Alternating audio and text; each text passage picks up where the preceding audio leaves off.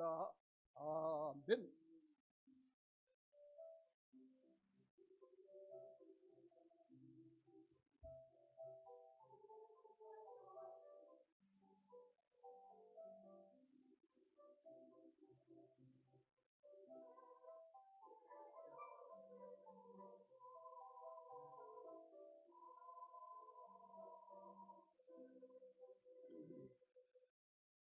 하나님 말씀 신약성경 사도행전 2장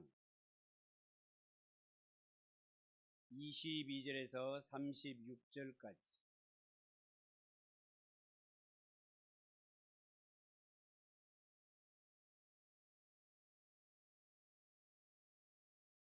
신약성경 188쪽 사도행전 2장 22절에서 36절까지 한 절씩 교독하겠습니다. 이스라엘 사람들아, 이 말을 들으라. 너희도 아는 바와 같이 하나님께서 나사렛 예수로 큰 권능과 기사와 표적을 너희 가운데 베푸사 너희 앞에서 그를 증언하셨느니라.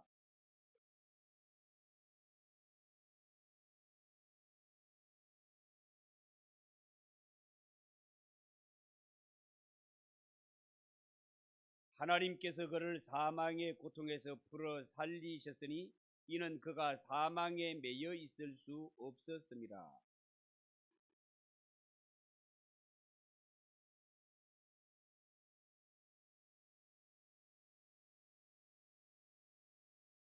그러므로 내 마음이 기뻐하였고 내 혀도 즐거워하였으며 육체도 희망에 거하리니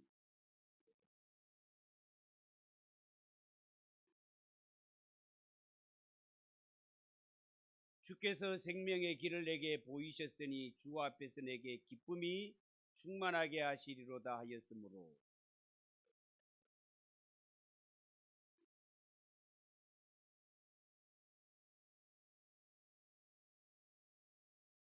그를 선지자라 하나님이 이미 맹세하사 그 자손 중에서 한 사람을 그 위에 앉게 하리라 하심을 알고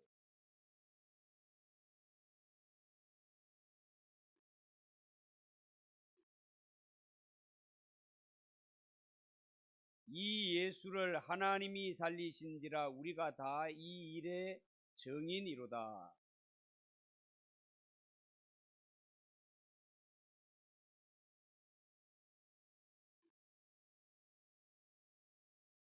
다윗은 하늘에 올라가지 못하였으나 친히 말하여 이르되 주께서 내 주에게 말씀하시기를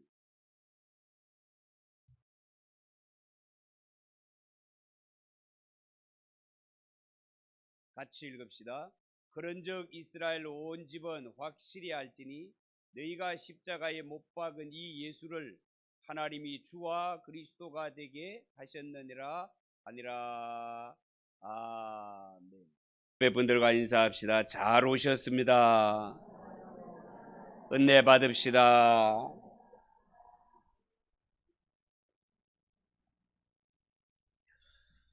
오늘 읽은 이 말씀을 가지고 부활은 신앙의 기초입니다.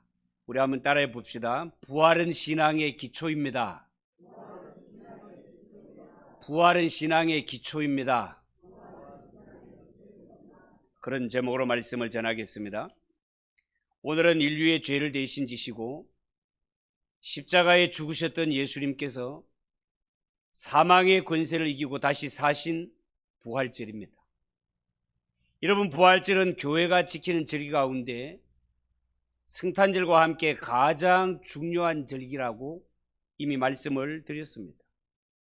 그래서 해마다 부활절이 되면 전국의 교회들은 각 도시와 지역에서도 훌륭한 목사님을 모시고 연합으로 예배를 드리며 예수님의 부활을 축하하고 있습니다. 우리 문경시 기독교연합회에서도 오후에는 문화예술회관에서 모여서 연합으로 예배를 드리게 되는데요, 모두 가셔서 예수님의 부활을 축하도 하고 동시에 은혜도 받으시기 바랍니다. 여러분, 지금 세계는 지난해 2월 러시아의 우크라이나 공격으로 시작된 전쟁으로 인해서 우크라이나 군과 러시아 군의 누적 사상자 수가 무려 20만 명이 넘고 있으며 수백만 명이 피난 생활을 하고 있는 지경입니다. 지도자 한 사람의 잘못된 판단으로 인해서 수많은 젊은이들이 전쟁터에서 목숨을 잃고 있으며 심지어 민간인들과 어린아이들까지도 수많은 피해를 당하고 있습니다. 또한 2023년 2월 6일 새벽 4시 17분경 튀르키예 저 터키 지역 내륙 지방에서 규모 7.7의 지진이 발생함으로 말미암아 시리아의 피해와 합치면 총 사망자 수가 5만 명이 넘고 있으며 아파트 52만 가구를 포함해서 건물이 16만 채 이상이 무너져서 수많은 사람들이 집과 재산을 잃고 난민 생활을 하고 있습니다. 뿐만 아니라 국내 모습을 돌아보더라도 텔레비전만 켜면 정치적으로, 사회적으로, 문화적으로 모두가 어수선함만 가득 차 있는 이러한 세상, 이러한 때에 예수 그리스도의 부활 소식이야말로 참으로 기쁨의 소식, 감격의 소식이 아닐 수 없습니다. 원컨대 예수님의 부활을 축하하기 위해 모인 성도 여러분들과 여러분의 가정과 모든 행하는 일들 위해 부활하신 주 예수 그리스도의 은혜와 축복이 넘치시기를 주님의 이름으로 축복합니다. 오늘 이 부활절을 맞이해서 우리가 생각할 것은 첫 번째, 예수님의 부활은 실제로 일어난 사건이다. 실제로 일어난 사건. 여러분, 예수님은 날 때부터 보통 사람의 방법이 아닌 성령으로 잉태되어 동정녀 마리아에게서 태어났습니다. 그리고 복음서에 보면 예수님은 일생 동안 사람으로서는 할 수 없는 일들을 많이 행하셨습니다. 물로 포도주를 만드셨습니다. 오병이어로 5천 명을 먹이시고 12강주리를 남기셨습니다. 죽은 지 나흘이 지난 나사로를 살리셨고, 예수님 또한 일생을 마치실 때 십자가에 달려 죽으셨다가 3일 만에 죽음의 권세를 이기고 다시 살아나셨습니다. 죽음의 권세를 이기고 다시 살아나신 예수님의 부활, 인간의 상상을 초월한 사건이기 때문에 사람들은 부활에 대하여서 반대와 회의를 품는 것도 사실입니다. 그래서 마태복음 28장 12절 이하에 보면 예수님의 시신을 지키고 있던 파수꾼들, 예수님의 부활을 목격한 후에 대제사장에게 고했을 때 그들은 예수님의 제자들이 예수님의 시체를 도둑질해 갔다라고 거짓 소문을 퍼뜨렸습니다. 믿음이 없는 자들은 어떻게 해서라도 구실을 만들어야 하니까 그럴 수밖에 없었을 것입니다. 자, 그렇다면 과연 예수님이 사망의 권세를 이기시고 다시 사신 예수님의 부활이 원수들이 말하는 대로 예수님의 제자들이 시체를 훔쳐가 놓고 거짓말을 하는 것일까요? 그렇지 않습니다. 예수님의 부활은 이미 구약의 선지자들에 의해서 예언된 바요, 예수님께서 친히 말씀하신 것의 성취였습니다. 그렇기 때문에 사도 바울은 고린도전서 15장 3절 4절에 이는 성경대로 그리스도께서 우리 죄를 위하여 죽으시고 장사 지낸 바 되었다가 성경대로 사흘 만에 다시 살아나신 것이라고 분명하게 고백하고 기록하는 것을 볼 수 있습니다. 만약에 예수님이 다시 사신 부활이 거짓이라면 초대 교회 스데반 집사님을 비롯한 많은 순교자들은 거짓을 위해 목숨을 버린 미련한 자가 될 것입니다. 만약에 예수님의 부활이 거짓이라면 이 세상에서 가장 불쌍한 자들이 예수 믿는 우리가 될 것입니다. 왜냐하면 예수님의 부활이 없으면 인간의 죄 사함도 없고 인간의 구원도 영생도 천국도 기대할 수 없기 때문에 그렇습니다.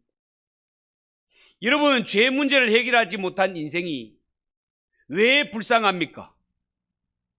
왜 죄 문제가 인간에게 심각합니까?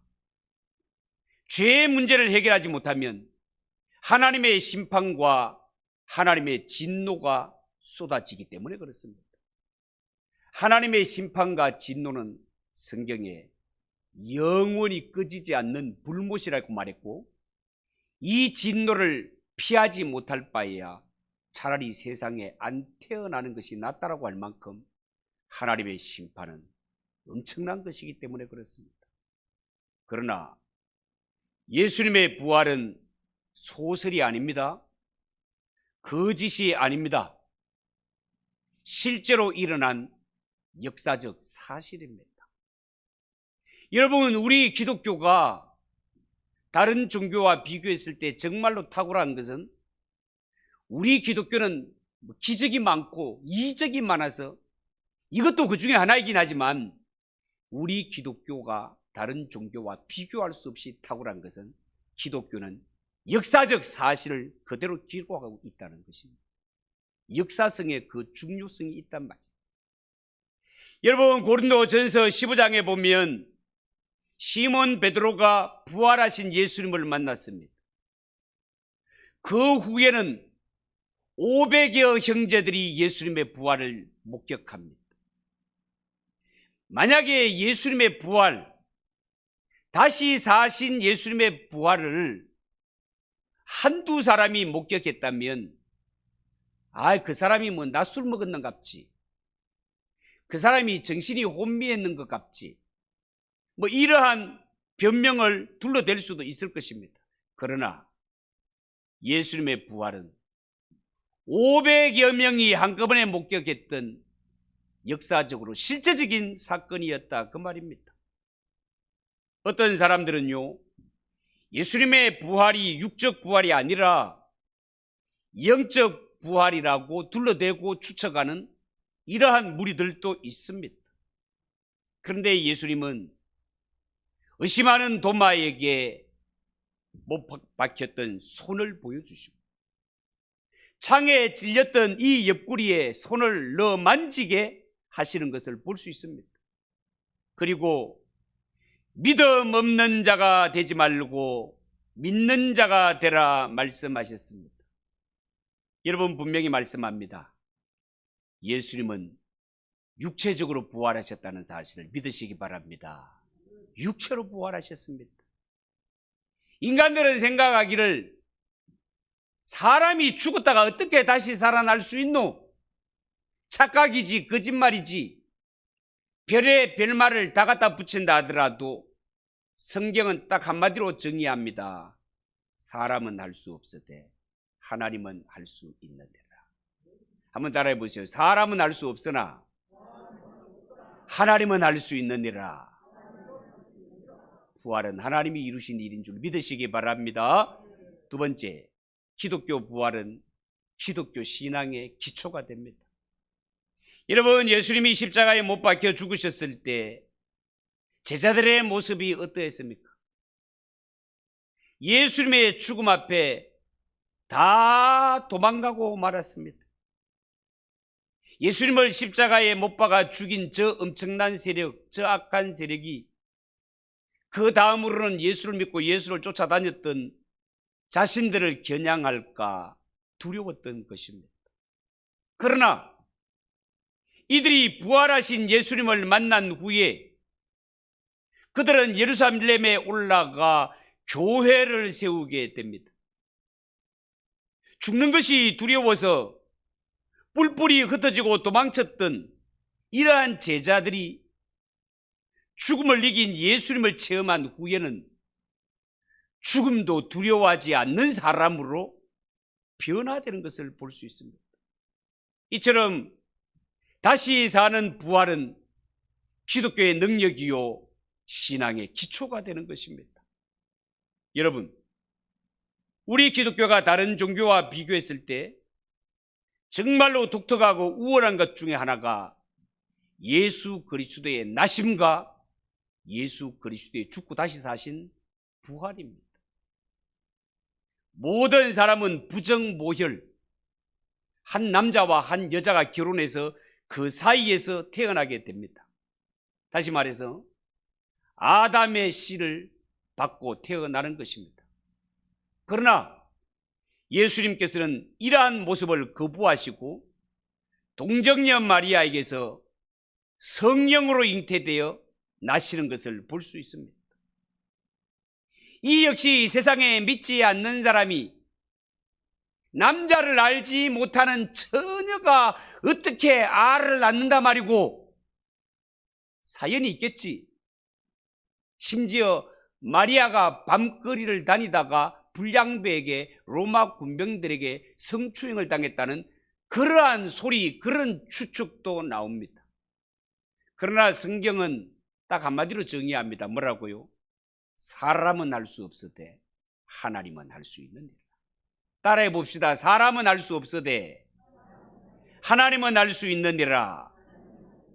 하나님은 말씀하시면 그대로 이루어지시는 전능하신 하나님이시다 말입니다. 여러분, 까만 콩을 심으면 까만 콩이 나듯이 아담의 씨를 받고 태어난 사람은 다 죄인일 수밖에 없습니다. 로마서 5장 12절에 보면 한 사람으로 말미암아 죄가 세상에 들어오고 죄로 말미암아 사망이 왔나니 이와 같이 모든 사람이 죄를 지었으므로 사망이 모든 사람에게 임하였느니라. 그렇게 말했습니다. 여러분, 아담의 씨를 받은 모든 사람이 다 죄인이라는 점에서 유난히 아담의 씨를 받지 않고 성령에 의해서 태어나신 예수님은 분명히 보통 사람과 다르셨습니다. 이 세상 죄인들과 다른 분이셨습니다. 예수님은요, 마리아를 통해 나셨기 때문에 완전한 사람 맞습니다. 동시에 예수님은 성령을 통해 잉태되셨기 때문에 완전한 하나님이십니다. 또한 예수님의 부활은 예수님이 신성을 지니신 하나님의 아들이시라는 것을 웅변적으로 증거해 주고 있습니다. 여러분, 이처럼 부활은 기독교만이 가진 자랑스럽고 영광스러운 사건입니다. 그 어떤 종교도 부활절은 없습니다. 우리 기독교만이 부활이 있고 우리 기독교만이 영생이 있는 유일한 종교라는 사실을 믿으시기 바랍니다. 석가모니도 죽어서 무덤을 남겼고 공자도 마호멧도 죽어서 무덤을 남겼지만 예수님은 다시 살아나심으로 말미암아 무덤이 있지만 빈 무덤이라는 사실을 믿으시기 바랍니다. 여러분, 제가 말했잖아요. 석가모니는 죽을 때 어떻게 죽는지 아십니까? 불교 신자들도 잘 몰라. 석가모니 부처님은 죽으실 때 돼지고기를 먹다가 식중독으로 죽습니다. 여러분들 다 의심하는 눈으로 보자. 에이, 목사님 설마? 불교는 고기도 안 먹는데 설마 부처님이 돼지고기를 먹다가 식중독으로 죽었겠습니까? 사실입니다. 그런데 후대 사람들이 이것이 별로 득이 안 되고 은혜가 안 되니까 지금은 그것을 살짝 고쳐가지고 뭐라고 해놨는가 하면 부처님이 버섯을 드시는데 독버섯인 줄 모르고 먹다가 죽었다고 이렇게 고쳐놨습니다. 그거나 저거나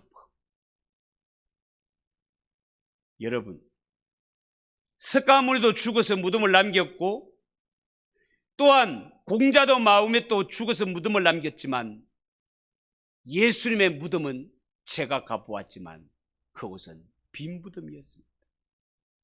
미국의 볼티모어 태성이며 에즈베리 신학교에서 공부했던 감리교 목사님이자 선교사님이었던 스탠리 존스 목사님이 하루는 인도에서 설교를 하고 있었습니다.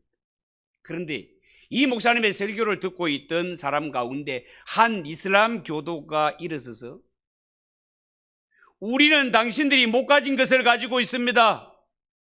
메디나에 가면, 이 메디나 사우디아라비아 마호멧의 성지지요.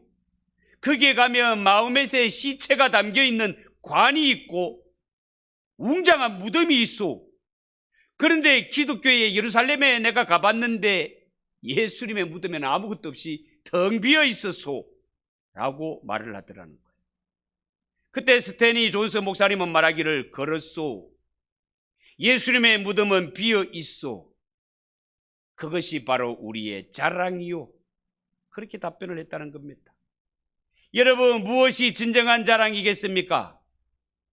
빈 무덤이 진짜 자랑인 것입니다. 우리가 믿는 예수님은 우리 죄를 속하시기 위하여서 십자가에 못 박혀 죽으셨지만 무덤에 그냥 계신 분이 아니라 죽음의 권세를 이기시고 다시 살아나사 부활 승천하신 주님이심을 믿으시기 바랍니다.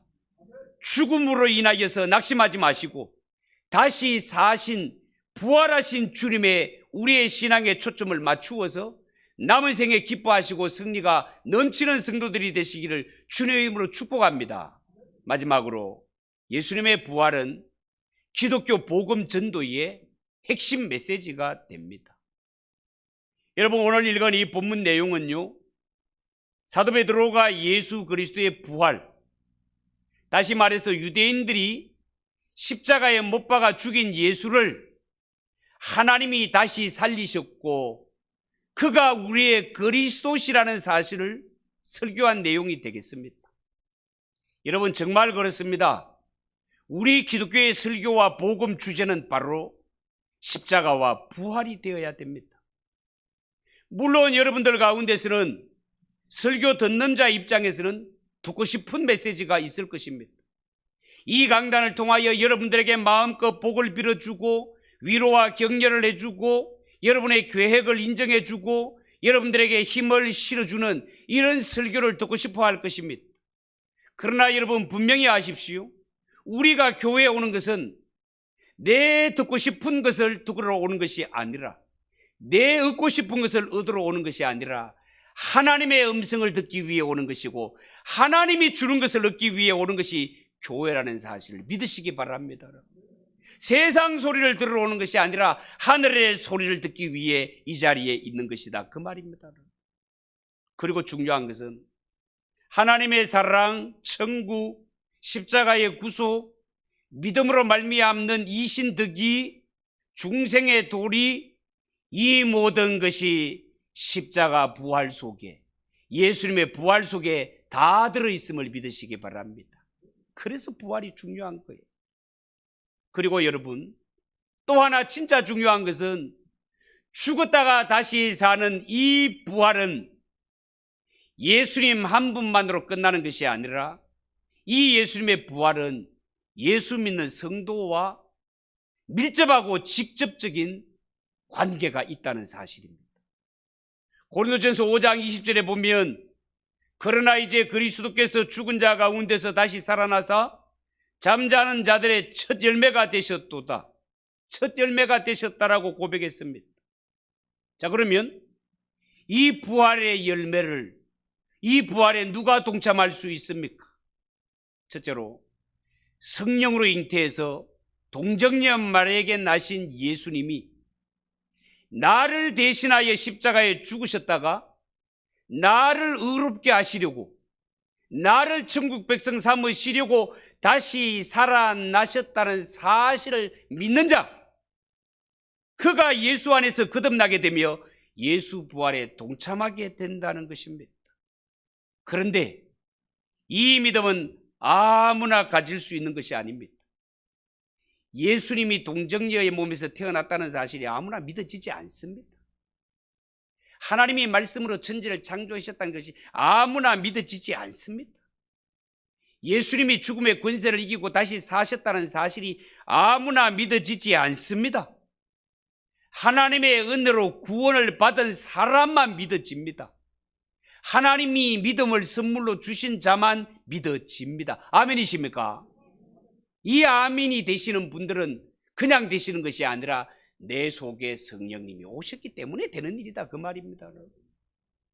여러분들이 부활의 열매를 맺을 자라는 사실을 믿으시기 바랍니다. 두 번째로 부활은요, 성도의 미래의 부활과 관련이 있습니다. 다시 말해서 성도의 육체의 부활과 관련이 있단 말이에요. 여러분, 예수님께서 재림하실 때 주 안에서 죽은 자들이 무덤에서 먼저 일어나고, 그때 살아남은 자들은 몸이 완전히 변화해서 공중에 올라가 주님을 맞이하게 될 것이라고 성경은 말했고, 이것을 가리켜 성도의 육체 부활이라고 말했습니다. 자, 그러면 정말 우리 예수 믿는 성도들은 예수님 때문에 죽어도 살고 살아서 믿는 자는 영원히 죽지 않는 이 부활을 믿는다면 예수님의 제자들처럼 죽는 것을 두려워할 필요가 없습니다. 믿지 않는 이 불신자들은 죽는 것이 영원한 심판, 불 속에 떨어지는 이러한 일이 될 것이지만, 우리 예수 믿는 성도는 죽음이 천국으로 영생으로 들어가는 인문이 된다는 사실을 믿으시기 바랍니다. 데살로니가전서 4장 13절에 바울은 너희가 자는 것에 관해서 알지 못하기를 원치 아니하노라. 너희가 자는 자들에 대해서 외인과 같이 슬퍼하지 마라. 저는 다 소망이 없는 까닭에 슬퍼하지만 예수 안에서 자는 자들은 예수 안에서 소망이 있는데라. 그렇게 말했습니다. 요한복음 11장 25절, 우리 모두가 잘 아는 말씀, 나는 부활이요 생명이니 나를 믿는 자는 죽어도 살겠고 무릇 살아서 나를 믿는 자는 영원히 죽지 아니하리니. 여러분, 이것을 믿습니까? 그렇습니다. 우리 예수 믿는 성도는 죽어도 다시 사는 생명입니다. 우리가 살아서 예수님을 영접한다면, 주님의 재림에 동참한다면 산채로 예수님을 만나게 된다는 사실을 믿으시기 바랍니다. 사도 바울은 고린도전서 5장 20절, 죽은 자 가운데서 다시 살아나 잠자는 자들의 첫 열매가 되었다라고 했습니다. 예수님이 부활의 열매를 맺은 첫 열매시라면 두 번째, 세 번째 부활의 열매를 맺는 것은 두말할 것 없이 예수 믿는 성도가 될 것이다 말이에요. 여러분, 제가 몇 번을 말했지만, 우리가 봄에 나무시장에 가가지고 나무를 한 그루 사가지고 정원에 딱 심었더니만, 요게 3년이 지나더니만 사과가 달리네. 사과가 이 나무에서 첫 열매가 달리면 그 다음에도 달리는 것은 사과고, 그 다음에도 달리는 것은 사과고, 그 다음에도 달리는 것은 사과입니다. 왜? 첫 열매가 사과가 달리는 것을 보니까 그 다음에도 사과가 달리는 것처럼, 예수님이 부활의 첫 열매다라는 것은, 예수님이 부활을 첫 열매로 맺었다면 그 뒤를 따라가는 예수 믿는 성도도 부활을 열매로 맺는 자라는 사실을 믿으시기 바랍니다. 이 얼마나 기가 막힌 일입니까? 그리고 예수 믿는 성도가 복된 것은요, 이 부활을 이 세상 살아가면서 삶 속에도 누릴 수 있다는 것입니다. 우리가 이 세상 살아갈 때 얼마나 힘들고 어려운 일들이 많습니까? 그러나 우리 예수 믿는 성도들이 진짜 믿음을 가졌다면 그 어려움이 어떤 어려움이라도 낙심하지 않습니다. 얼마든지 이겨갈 수 있습니다. 왜? 하나님은 모든 것 합력하여 선을 이루시는 하나님인 줄 믿으시기 때문에 그렇습니다. 이러한 부활의 소망이 넘치시기를 축복합니다. 그래서 사라져가는 부모를 향한 효도하는 마음도 우리 예수 믿는 성도들은 회복이 되고, 자녀들을 사랑하는 마음도 회복이 되고, 부부간의 사랑도 회복되는 성도들이 되시기를 축복합니다. 여러분 가운데 혹시라도 사업에 실패하거나 낙심한 일을 만난 사람이 있습니까? 절대로 낙심하거나 포기하지 마십시오. 실패했더라도 그것이 더 크게 성공하기 위한 하나의 과정일 수도 있습니다. 성경 잠언 24장 16절, 대저 의인은 7번 넘어질지라도 다시 일어나려니와 악인은 재앙으로 말미암아 엎드러지느니라. 성도는 7번 넘어져도 8번 일어납니다. 시편 37편 24절, 너는 넘어지나 아주 엎드러지지 아니하면 여호와께서 손으로 너를 붙드심이라고 했습니다. 우리는 넘어질 듯 하면서 안 넘어집니다. 왜? 전능하신 하나님이 붙들고 계시기 때문에. 이것이 예수 믿는 성도의 축복이라는 사실을 여러분 명심하시고, 죽으신 예수로 인하여 낙심하지 마시고 다시 사신 예수, 그 부활의 두 번째, 세 번째 열매를 맺게 해주다 약속하신 그 하나님의 약속을 붙들고 승리하며 기쁘게 살아가는 저와 여러분 되시기를 주님의 이름으로 축복합니다. 기도하겠습니다. 하나님 아버지, 은혜를 감사합니다. 오늘 부활절을 맞이하여 부활은 우리 신앙의 기초라는 말씀을 드렸습니다. 하나님 아버지, 어떤 어려움, 어떤 괴로운 일을 만난다 하더라도 절대로 낙심하지 말고 다시 사신 예수님, 부활신앙으로 넉넉히 승리하며 살아가는 성도들이 되게 하옵소서. 예수님의 이름으로 기도하옵나이다. 아멘.